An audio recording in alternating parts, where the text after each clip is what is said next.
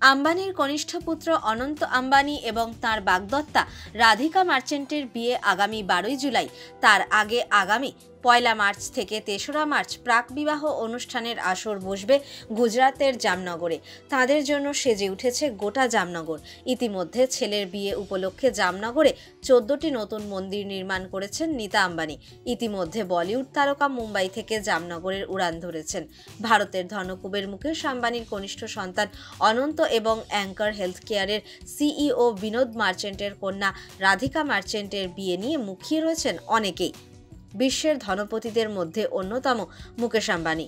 পিছিয়ে নেই রাধিকার বাবা বিনোদ মার্চেন্টও। প্রায় 755 কোটি টাকার সম্পত্তি রয়েছে তাদের। কিন্তু কি কারণে রাধিকাকেই মনে ধরল অনন্তের? ছোট থেকেই পরস্পরকে চিনতেন রাধিকা এবং অনন্ত। ভালো বন্ধু রাধিকার সঙ্গে অনন্তকে প্রায়ই নানা অনুষ্ঠানে দেখা যেত।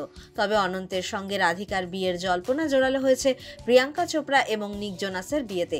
যোধপুরে প্রিয়াঙ্কা নিকের বিয়েতে আম্বানি পরিবারের সঙ্গে উপস্থিত ছিলেন রাধিকাও।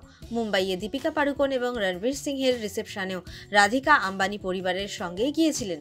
নিউ ইয়র্ক থেকে অর্থনীতি নিয়ে পড়াশোনা করে পারিবারিক ব্যবসায় যোগ দিয়েছেন রাধিকা। এছাড়াও ধ্রুপদী নৃত্যশিল্পী তিনি।